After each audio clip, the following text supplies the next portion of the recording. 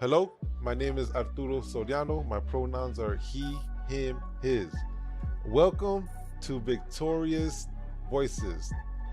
We are fortunate and glad to have Robert Almada present here today. How you feeling, Robert?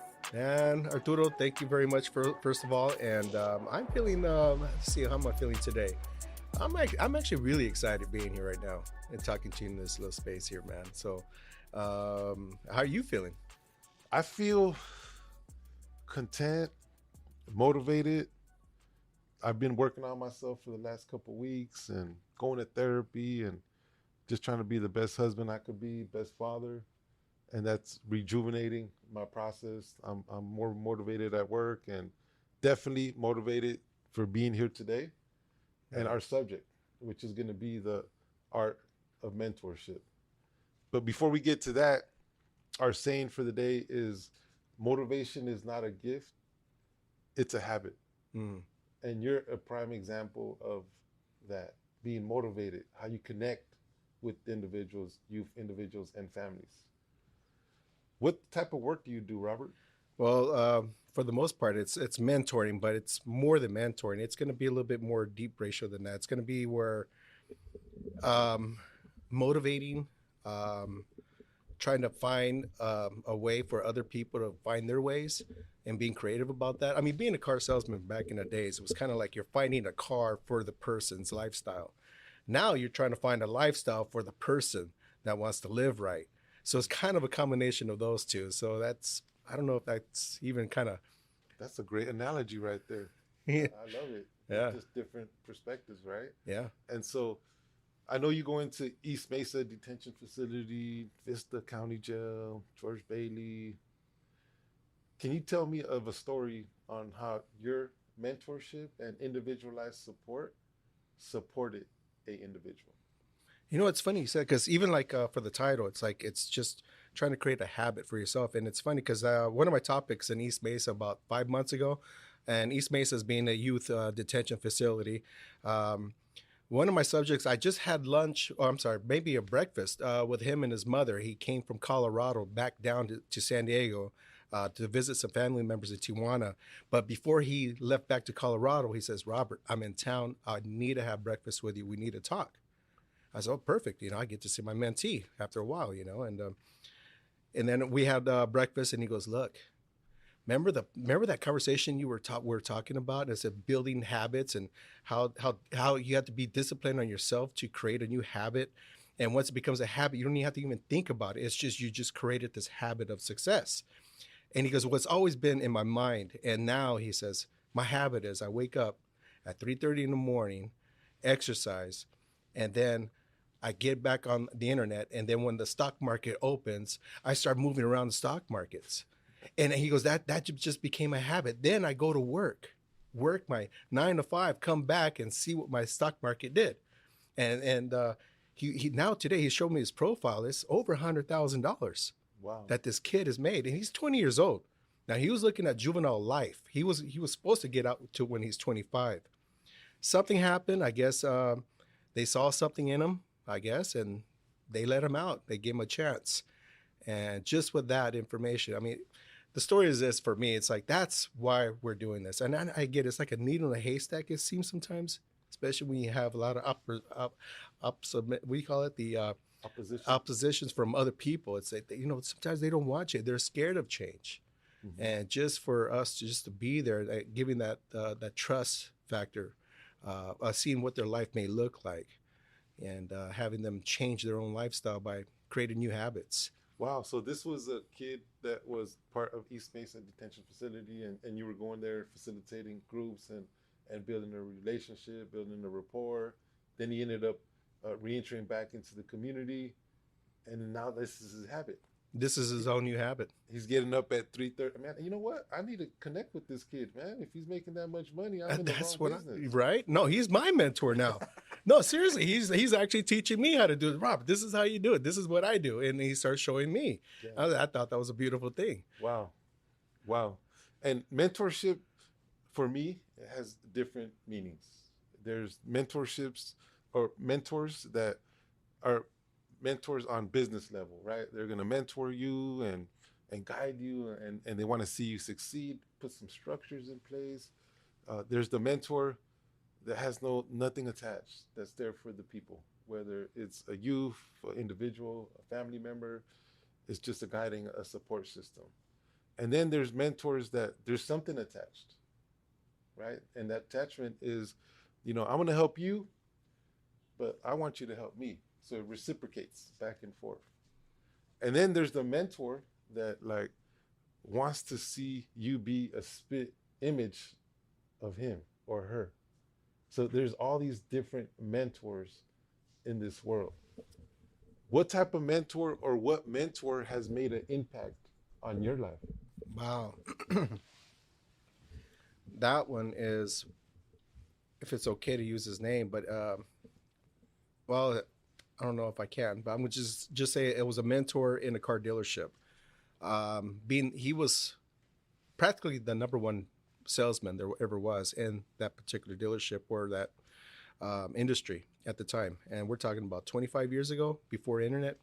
And he was so skill set. He was so professional in front of his customers. He had the same lingo. He was just had a flow about this gentleman. So I picked up whatever it is that he did. I mimicked everything he did. And then when him and I were like in sales, we're always competing against each other. But he didn't know that I really admired him. I really saw him as my role model. After completing that year, becoming salesman of the year for myself, and I'm not saying beat him in sales, but I practically did as far as number wise, with a half a car deal. Yeah. Wow. for the titlement of salesman of the year.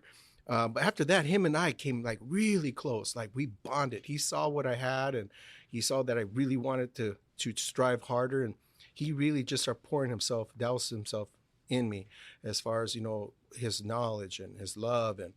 And he never expressed that with anyone else ever in a dealership, but he just really we had a father-son relationship. I never had that before. Wow. So, and then one time my father really did call me out of the blue. He had my phone number, and my friend was there. My mentor was there, and he gives the phone. He goes, "Hey, I want to let you know that Robert's my son." Wow. He was like, yeah, he really meant this. So he really changed my life. That man right there changed the way it helped me out. And there was another mentor when I was younger too, though, when I was at the most where I was at the high risk level. Now that mentor that I was telling you about before was like an adult level. He helped me get to the business areas in my life where I became successful, due to him.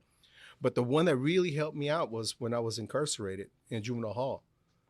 This person, I remember when I was in really a lot of trouble, and he saw that, and he even said, "Look, man, there's nothing worse than a stupid criminal." And I took offense to that. I remember how I felt when he said that. It was, "What do you mean? I'm not stupid. Well," he goes, and he says, "Look, study the very thing that you're breaking. You're breaking the law. Why don't you study that? Know what you're doing prior before you even doing it." And I really love that concept.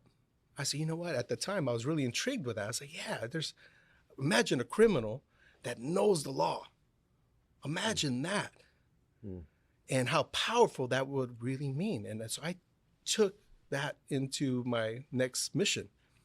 But I told him this. I said, man, but I have a problem. I told this guy, I said, I don't remember having this conversation with this guy. And I said, look, I have a problem. Every time I read something, I can't remember it. At the time, I couldn't even retain all the information that I'm reading. But the way I was speaking to him was, I can't remember anything, man. How am I going to read? He said, look, study math.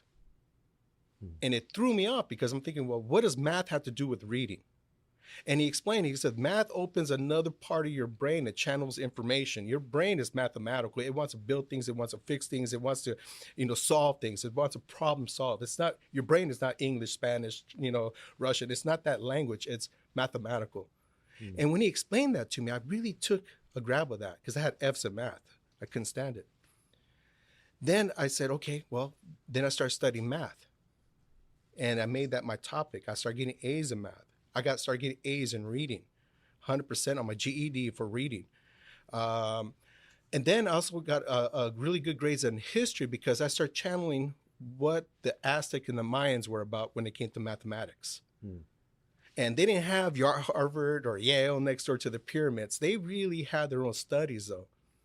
And it was passed down, from generation to generation, that these guys understand the concept of zero and how it repeats itself and how the zero keeps repeating itself over and over again. Um, so when I obtained that information, I got A's in history, math, reading, science. I started getting straight A's and also in law. And because of that, I learned one thing, and I've always kept this as my life saying. It's going to be where, the best way to beat a case is not catching a case. So I got advanced where I'm like, okay, I got it now.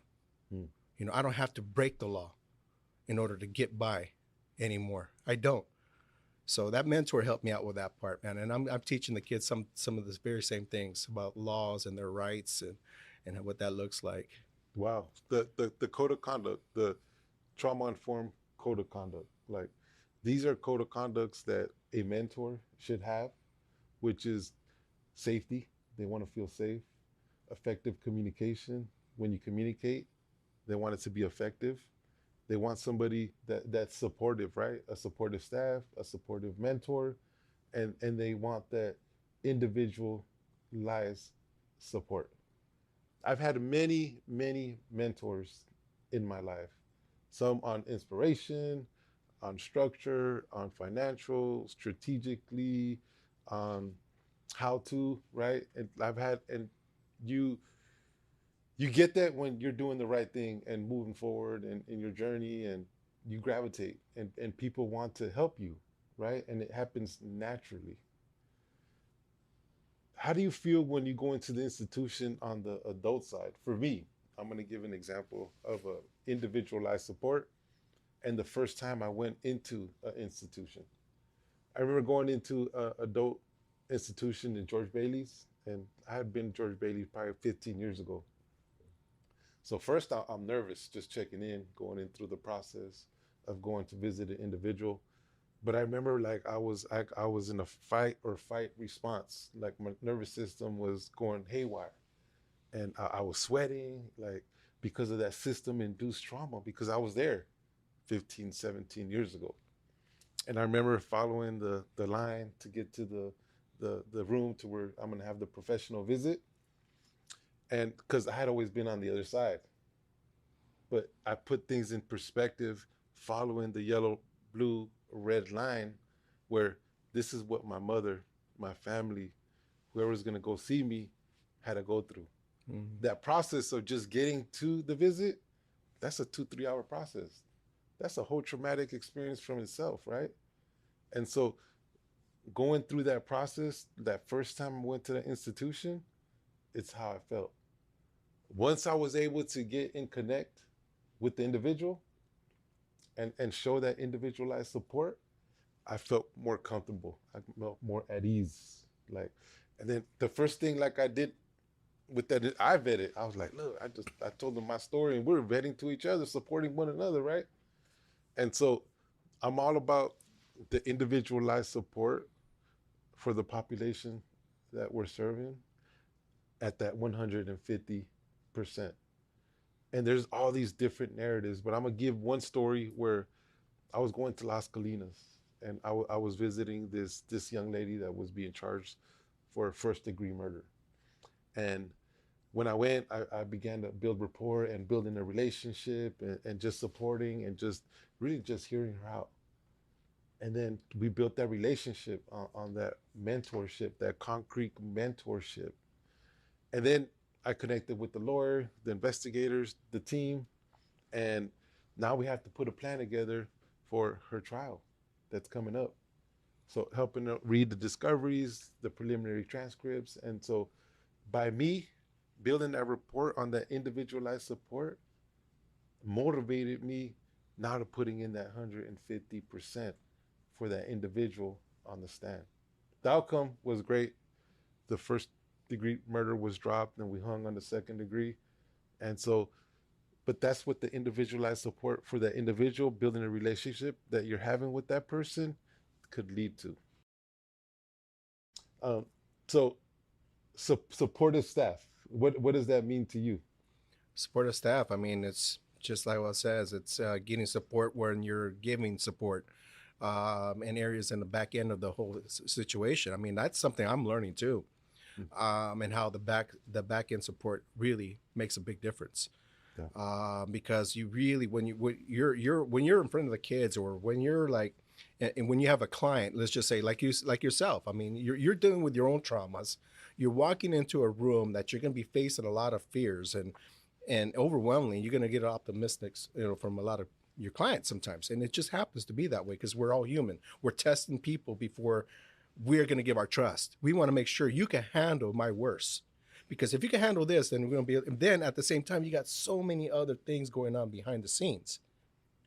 So you got to make sure you have the right people in gear, that they're doing the right things and being accountable. And we have to be accountable for each other. Yeah. So I think, you got to have that as far as organizational, especially in the mentorship aspects. So the art of mentorship could mean many different things. But the attributes and the characteristics that a mentor should have is that effective communication, supportive staff, individualized support, and mentees, they want to feel safe. Once you're able to like create that safe space for them, then the rapport begins. All you need, even if you don't have a mama, you don't have a daddy, you don't have a grandpa, you don't have no family, you have no family. All you need is that one caring adult that's going to be there for you and support you in your process. And where you need that support, that caring adult is going to be there for you. And that's a mentor or a friend, a navigator. Name it what you want, but all you need in life is that one caring adult. So let me ask you something real quick. And as far as, Arturo, we've known each other for many years, and I know there's been a lot of, gaps in those years that I've known you. And I know you're facing a lot of traumas too, as far as, even today, we talk about certain things that affect us. Even when when you go down to, the courthouse or whatever it is, and you put yourself in that situation, how did it feel for you? What was your energy like when you were actually in those areas? Whew.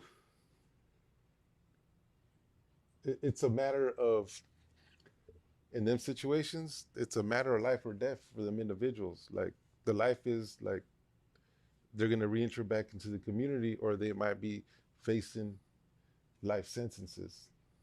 And so the first time that I took the stand, I remember I needed a support system. And so who did I take? I brought my mother with me. Yeah, I brought my mother with me, just so I could feel supported and grounded. And I remember taking the stand, and my nervous system was going haywire. Like, the sweat, like I could feel it, like just pouring. My back was wet. And, like I did the expert testimony and everything, and the lawyer is asking all the questions. I'm responding. And then the DA comes. And when the DA comes, like hovering over me, like with like hard, direct questions, and not only like his presence, but the way that they're communicating with you is bold, it's strong in a way to break you. So you get nervous. So even though I felt it, I was shaky, my knees were like, buckling. I didn't show it, right? And so that was my first experience. And so now I use strategies and tactics where, like, I breathe in, I breathe out. Like, I'm cool, I'm calm, I'm collective. If a DA has, like, it's gonna ignite something, a question, a statement, to really like get my energy like out of whack. If I get nervous, which is natural, I take a cup of water with me. And then if I'm feeling that certain way, I'll take a drink. I'll take my break. I'll put the cup back down. Then boom. So it's a skill that, like, you have to build and develop. Yeah. And develop. Now, get you. I mean, the DA been doing this for a long time. Yeah. So he knows what he's doing. So it's not like it's a practice for him every single day. It's not, you don't do this every day, or nor do all of us going to court do this thing, but he does. He has all the training, so what really helped you face this was the information. The information and the experience. The experience, yeah. It's the experience. It's the information, the education, and the experience, The breathing techniques, the breathing all these techniques. things that we even talk to our own clients. We tell them all the time about how to kind of like bring yourself back into a peaceful mindset, into, Yes, yes. wow, yeah, And then like telling everything through a story, through a narrative, right? Like you're speaking through a narrative.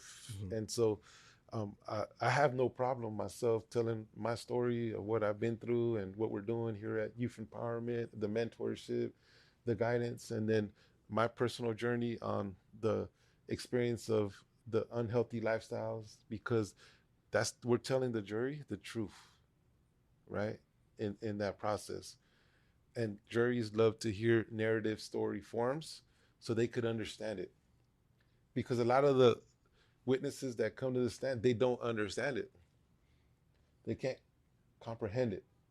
So we need to like tell the story in a narrative form. So we're there for these individuals on that level, on a mentorship level, and representing these individuals that have murders, and one murders, two murders, and these are individuals that their family has given up hope on them, their community, now institutions, now systems. And by you going in there and communicating and bringing some life into them, speaking life into them, rejuvenates them. That one narrative you told me, like the first uh, mentorship that you had with the individual that had was going to get sentenced already, and was already going to get life, and Right. was already feeling depressed and had no hope, Yes, yes, right? yes. I remember But my client. Yes, I know which one you're talking but about. you Yeah, were able to go in there, yeah. He's looking at 32 years. Yeah, right? yeah. And when you went in there and you start building the relationship, the rapport, and like start your process now, start getting your certificates now, and right, how did that individual feel? I tell you, like you were just saying, it was like it's amazing because even though, hey, I'm going to tell you something. I would think that was one of my hardest subjects that I've had, trying to encourage them. Okay, but it was real. It was genuine. It was like authentic, and by me mentioning this to him, or just introducing the fact that he can change, and there's possibilities that he can even change others, and don't give up on yourself, and really believe in that, driving that. At the end of our session, I think we had like 5 sessions. Man, this individual really did. He got it. He obtained. Even his attorney was mentioning this. The DA even saw a change in his demeanor when he had apologized to the victims' families for what he had did. Was so authentic that the judge even said, "I don't think I've seen a good apology like that in a long time." Wow. And that right there, just to give the victims their peace and closure of what they've lost, and then having the person understand the depths of his pain that he has caused. Really, he owned the situation where he owned what he did wrong. He feels bad about that. Mm-hmm. And that's what encouraged him to change, because he knows he's better than that. Wow. And so now he's looking, I guess, looking forward to learning this new curriculum. In fact, it's funny because even when he goes at the very end, I think I went to go visit him after his sentencing just because I wanted to see him. And we both talked a little while, and he goes, "Hey, this stuff that you're teaching me, is it from the Bible?" I say, "You know what? I kind of is, because it's about the healing. It's about the forgiveness. It's about a story. Mm. And your story isn't over yet either." And he was like, "Oh, I've never read the Bible before." And I've said, "Well, I'm not teaching Bible, but there's a lot of healing that goes on in this book." Mm. So I was able to introduce him to that Bible. Yeah. And then the stories and the narratives about healing and forgiveness and all these stories too. And it's not just about those morals. It's a foundation of change. Wow. So I was able to introduce that to him. So I can't imagine what would happen after he reads that. So he's already intrigued. And it's funny because I slipped that right underneath his, in the space there. And this is the individual. What did he get sentenced to? He got a life term. Yeah, right? he got life. Yeah. Yeah. So He picked up a new charge as he was getting sentenced for another one. Wow. He picked up a new charge Yeah. that added 16 years on top of his 10-year sentence. So wow. So- Why? Because he was hopeless, mad, angry, depressed, isolated, and Yeah. you were able to go in there and provide that hope, that inspiration, even with the life term, right? This is still what you could do. So Thank you, Robert. Thank you for My sharing. pleasure, man. And we're going to do a checkout for Victorious Voices. How do you feel now? I feel relieved. I feel feeling confident. I'm feeling motivated. And I feel, you know what, I'll tell you what, I feel happy, genuinely happy about what we're doing, what I'm doing, and how much it's actually changed me to be in this organization like this. It's really changed me a whole. It's when I used to be a car salesman, it was all about me and how many, cars I could sell. Now it's like me and a group of people and see how many lives we could change, and for the positive aspects of it. And I think it just reached my pinnacle of my life, and I'm going to do this until I'm done, until God calls me home. So thank you, Arturo, for letting me be a part of this, man. Yeah, thank you, man. I appreciate you, man. And so, community, if you're experiencing some type of trauma, you need some support. Like I was saying earlier, like all you need in this life is that one caring adult. Just reach out to somebody. Reach out to youth empowerment. If we don't have the resource for you, then we could do our very best to find the resource for you. So thank you. Love y'all. We'll be back. Peace.